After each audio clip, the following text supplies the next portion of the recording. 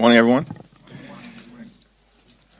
Before I proceed any further, let me acknowledge the 2-year anniversary of the horrific terrorist Hamas attack on the people of Israel on October 7th, 2023.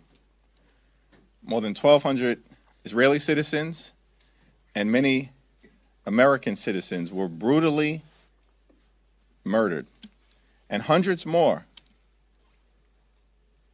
were violently kidnapped and held captive in Gaza.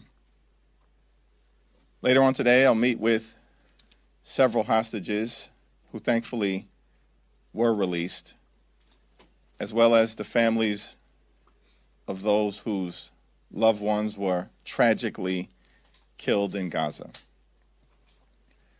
2 years later, it's incredibly important that every single hostage is returned and returned at the same time. It's important that we restore the ceasefire that Donald Trump inherited and that was broken in a matter of weeks during the Trump presidency. It's important that the devastation in Gaza end and that we surge humanitarian assistance into Gaza to provide relief to Palestinian civilians who for 2 years have been in harm's way in a theater of war through no fault of their own. And it's important that we find a just and lasting peace that can be implemented for the good of the people of Israel, our close ally, and for the good of the Palestinian people, so that we have Israel and the Palestinian people living side by side in peace, security, and prosperity. This is day 7 of the Trump shutdown of the federal government. And Democrats in the House and Democrats in the Senate continue to hold the line on behalf of the American people. Why? Because we're fighting to protect their health care in the midst of a crisis that has been inflicted upon them by Republicans from the very beginning of Donald Trump's presidency. Republicans have hurt everyday Americans in order to reward their billionaire donors. That's what the one big ugly bill was all about. Largest cut to Medicaid in American history. Stole food from the mouths of children, seniors, and hungry veterans in order to provide massive tax breaks, permanent in nature, to the wealthy, the well-off, and the well-connected. Democrats have a very different approach to what we should be doing in order to make life better for the American people. And at this moment in time, that's addressing the Republican health care crisis.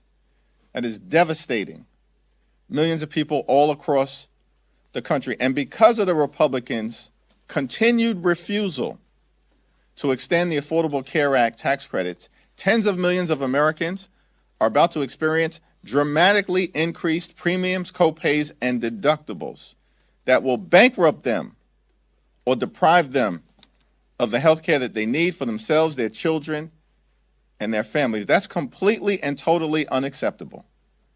And the government remains shut down right now because of the refusal and unwillingness by Donald Trump and Republicans to actually provide health care to working class Americans. That's an unacceptable position.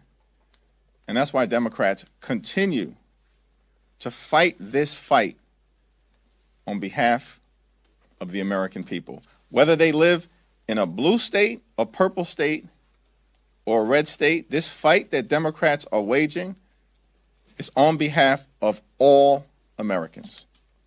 Questions? Thank you, Mr. Leader. I just want to get your take on this memo that's circulating in the White House that seems to suggest that furloughed workers may not get back pay. What is your reaction to that guidance, and is it your expectation that some type of language to ensure back pay will be included in any final CR or bill once this shutdown is resolved? Donald Trump and his administration have been torturing federal employees since the very beginning of his presidency, engaging in mass firings, harassing them, brutalizing them, laying people off without justification, and violating the law. So let me be clear to those hardworking federal employees who are now being victimized by this Trump Republican shutdown. We continue to stand with you, and will stand with you as we've done from the very beginning of this presidency. And the law is clear. Every single furloughed federal employee is entitled to back pay. Period. Full stop. The law is clear, and we will make sure that that law is followed. Mr. Lee, good morning. Thank you. I've been to dozens of these press conferences with you where you've had a screenshot up here of something that Marjorie Taylor Greene has said, usually something outrageous. Today, you're saying that she's making your point. Is the enemy of my enemy my friend in this case? What I'm saying is that Democrats have been crystal clear that this fight is about the health care of the American people. Marjorie Taylor Greene acknowledges this fight is about the health care of the American people. It's Republicans, in terms of the leadership, that is missing in action, that is currently on vacation, that has canceled votes, and that refuses to deal with the health care crisis that Republicans have created. The cost of living in America is far too high. The Trump tariffs are adding thousands of dollars of additional expenses to everyday Americans. Right now,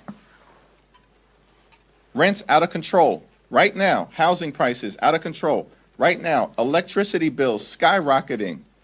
Right now, grocery costs out of control. Right now. And because of the Republican refusal to extend the Affordable Care Act tax credits, as Marjorie Taylor Greene herself has acknowledged, tens of millions of people are about to experience dramatically increased health insurance costs. How is that acceptable in the wealthiest country in the history of the world? It's not. And a growing number of Republicans clearly are adopting the enlightened Democratic position that this fight is about the health care of working class Americans, middle class Americans, and everyday Americans. Thanks. Yep. Thank you, Mr. Leader. Speaker Johnson spent some time in his statements this morning talking about New York and the impacts that that'll see from the shutdown, saying that the state will lose $1.2 billion a month in GDP as the shutdown stretches on. Also, a recent CBS poll found the majority of Americans are really concerned about the economic impacts of the shutdown. You say you speak with your constituents often. What are you hearing from them about the impacts that they're seeing? What's the attitude about the shutdown that they're having? Democrats are really concerned about the Trump Republican shutdown and the fact that this is part of a pattern of continuing to devastate the American economy. The overwhelming majority of Americans right now, whether you're a Democrat, a Republican, or independent, collectively believe that the country is heading in the wrong direction. And the Republican shutdown is making things worse. Making things worse. Which is why we need to come to the table. We have repeatedly said, Leader Schumer, Senate Democrats, House Democrats have repeatedly said, we will sit down anytime, any place with anyone in the Trump administration or amongst congressional Republican leadership to reopen the government and to enact a spending agreement that actually makes life better for the American people. But it has to make life better for the American people, not for the wealthy, the well-off, and the well-connected. For everyday Americans, and it has to address the Republican health care crisis. Let me also make one other thing clear. This fight is not about what Speaker Johnson or Republicans want to make this Trump shutdown and this fight about. It's not about Chuck Schumer, and it's not about Hakeem Jeffries. It's about the American people. Democrats are fighting for you, the American people. Working class Americans, everyday Americans, and middle class Americans. That's what this fight is all about. People who have been suffering under the extremism of Trump and Republican policies, hurting everyday Americans to reward their billionaire donors. And the American people have had enough of the extremism that has been unleashed on them by the Trump administration and their failures around the economy. Costs aren't going down, they're going up. And we can't allow tens of millions of Americans who are both on the Affordable Care Act, like many veterans, or who get their health insurance through their employers, to experience massive hikes to their health care premiums, co-pays, and deductibles. That's what this fight is all about. It's not about us. This fight is about you, the American people. You deserve better. Thanks. Back. Yep. If rank and file Senate Democrats negotiate a deal that hasn't matched exactly what you described, would you provide the votes in the House to reopen the government? Well, with respect to anything that emerges from the Senate, we'll have to evaluate it on its merits, and that's our intention. Leader Schumer and I are in regular contact. House Democrats and Senate Democrats are in regular contact with each other, and I'm thankful for the fact that Senate Democrats have continued to strongly and boldly hold the line. What is John Thune doing? What are they doing? 5 times they've brought this dead-on-arrival partisan Republican spending bill to the floor for a vote, and it's gone down 5 times. That's legislative insanity, doing the same thing and expecting a different result. It's not happening. It's not happening because House Democrats and Senate Democrats are standing up for the health care of the American people. So to the extent that anything emerges in terms of bipartisan discussions amongst Senate Democrats and Senate Republicans with full visibility involving House Democrats, then we'll have to evaluate anything that's presented on the merits. But the line in the sand has been clear. It has to decisively address the Republican health care crisis. Paul? Today marks 2 weeks since Congresswoman-elect Grijalva won her race by more than 40 points. 3 white men won special elections this year and were sworn in less than 24 hours after the polls closed in their races. What's going on?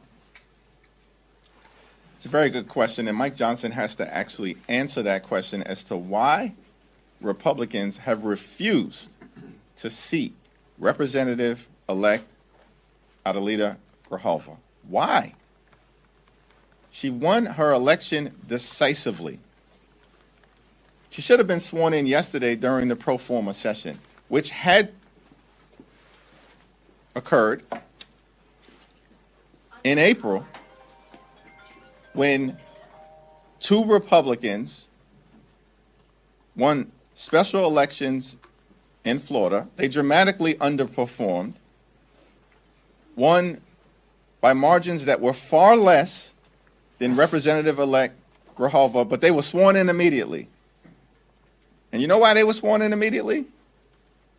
Because Republicans at the time were focused on jamming their one big ugly bill down the throats of the American people.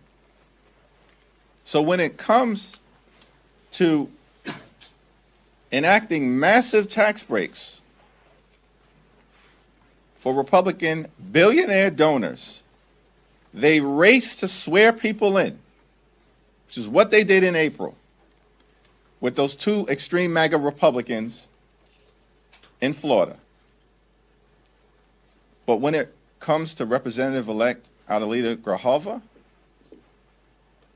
who will represent a majority Latino district in Arizona, who's a Democrat, who has made clear that she will be the 218th signature on the petition to force a vote on the release of the Epstein files, House Republicans can't be bothered. But this is consistent with a group of people that's on vacation right now. I mean, that is the most extraordinary thing. These people, the extremists, are on vacation right now. The government is shut down. A healthcare crisis is unfolding before the eyes of the American people because of the actions taken by the GOP. They're on vacation and they're unwilling to swear in Representative-elect Grijalva. We're going to make sure we do everything possible to ensure that she is sworn in sooner rather than later, including going back to the floor of the House during the next pro forma session to demand that she be seated. Thanks. Thank you, Mr. Leader. Speaker Johnson said this morning that we were always planning to have those conversations in the month of October with regard to the Affordable Care Act premium tax credits. In your conversations and discussions leading up to the shutdown and since, were you ever given the impression that Republicans had intended to have this conversation in October? I see you smirking. I want to get your sense of. This is just my Brooklyn smile. Maybe, but I want to. So, I mean, really, this is what we're doing right now. Like Mike Johnson, this is an acknowledgement that the Democratic position is the American position, which is that this healthcare crisis has to be addressed right now. In that Oval Office meeting, Republicans had a very different position. That was just like a week ago. They had a very different position. They said, we have all the time in the world to address the Affordable Care Act tax credits. They don't expire until the end of the year. We have all the time in the world. Now, they're saying something very different, which is, yeah, we were planning to address it. Okay, if you're planning to address it, let's do it right now. Welcome on board to the fact that the Republican healthcare crisis has to be addressed right now. Very different position than the one that they took in that Oval Office meeting. We have consistently pointed out that how is it the case that you bent over backwards to pass your one big ugly bill, rip health care from millions of Americans, steal food from the mouths of hungry children in order to reward your billionaire donors, and those tax breaks that were enacted in connection with the Republican one big ugly bill, they were made permanent and they expired on December 31st of this year. It was an unsustainable position, as Democrats have repeatedly pointed out, that Republicans raced to provide massive tax breaks for the wealthy, the well-off, and the well-connected, setting the country on a path toward possible bankruptcy or financial ruin, skyrocketing the debt by more than $3 trillion, doing it on the backs of working-class Americans, because there was apparently urgency to renew those massive tax breaks because they expired on December 31st of this year. And then at the same time, taking the position in the Oval Office meeting and publicly that we have all the time in the world to deal with the health care crisis that we've created and the Affordable Care Act tax credits that are expiring. Of course, that was an unsustainable position. And I'm thankful that Republicans are now acknowledging it. But they still have to actually sit down at the negotiating table so we can resolve the issue, consistent with what Marjorie Taylor Greene has said needs to be done. Address the cost of living crisis that Republicans have made worse in the United States of America. Leader Jeffries, there is a bipartisan bill in the House that's been introduced to do a one-year extension of these ACA subsidies. Is that acceptable to you, and how would you vote if that came up? A one-year extension of the Affordable Care Act tax credits is not acceptable. It's a non-starter. It's a non-starter. It was introduced by the same people who just permanently extended massive tax breaks for their billionaire donors. Think about that. And now what they're saying to working class Americans who we're standing up for, middle class Americans who we're standing up for, and everyday Americans who we're standing up for, whose tax credits are about to expire and they're getting ready to face dramatically increased premiums. And we're talking about veterans, we're talking about farmers, we're talking about ranchers, we're talking about everyday Americans. And they only get a 1-year extension? Like, what world are these MAGA extremists living in right now? To think that Democrats are going to go along with a 1-year extension from a group of people, meaning the Republicans, who just permanently extended massive tax breaks for their billionaire donors. It's a laughable proposition. It makes no sense. The Democratic position has been clear. Permanent extension.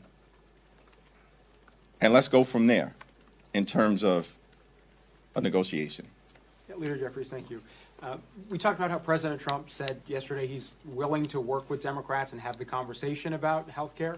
You just said you and Leader Schumer would also be willing to do that. What's stopping Democratic leaders from picking up the phone or just requesting a meeting with the White House, even if Republican leaders here are not on board with that? We demanded a meeting with the White House initially. The White House agreed to the meeting. Then Donald Trump backed out of the meeting. And then public pressure caused him to have the meeting again. And we're clear, subsequent to that, that the line of communication remains open on our end. And we look forward to sitting down with any high-level member of the administration, any serious member of the administration, including, of course, the President, the Vice President, or others who they may designate at an appropriate time and place, if they're serious about actually getting resolution to the Republican healthcare crisis that they now acknowledge needs to be addressed. Let's address it on behalf of the American people. Let's reopen the government. Let's end the Trump shutdown. And let's actually enact a spending agreement that makes life better for the American people. One of the things that's been floated is sort of capping the Obamacare program, not allowing new enrollees to have the subsidy or income limits. Are you open to any of those ideas? I mean, let's be clear about one thing here again. The notion that a group of people who just jam these permanent tax breaks down the throats of the American people for their billionaire donors, suggesting that the Affordable Care Act tax credits should not be made available to small business entrepreneurs, to working families, middle-class Americans, and everyday Americans, is the irony of all ironies. And if that's their position, they can take a hike. I mean, 93% of the people currently, hear me, America, 93% of the people who benefit from the Affordable Care Act tax credits make $63,000 or less. These are working class Americans that Democrats are fighting to protect in terms of their health care. The Affordable Care Act tax credit extension is a battle for everyday Americans. And this is another example of Republicans throwing out baseless lies to try to defend their indefensible position, which is that they've assaulted the health care of the American people. Democrats are on the right side of that fight, and Republicans are certainly on the wrong side. Thank you, Leader. Just to be a follow-up on that, so are you saying there's no reforms to the Affordable Care Act that are on the table at all for you? What I'm saying is that we have an open mind as it relates to an extension of the Affordable Care Act tax credits based on the merits of what is presented in good faith. Republicans arguing that the Affordable Care Act tax credits are connected to a program that benefits wealthier Americans is ludicrous.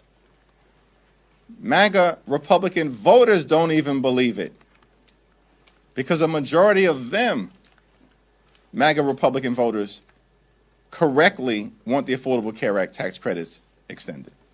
Last question. Leader Jeffries, the president suggested yesterday that he may invoke the Insurrection Act to authorize the use of military force in American cities. Do you see any grounds for him to use that law for this reason? And if you don't, is there anything Democrats can do to prevent him from doing so?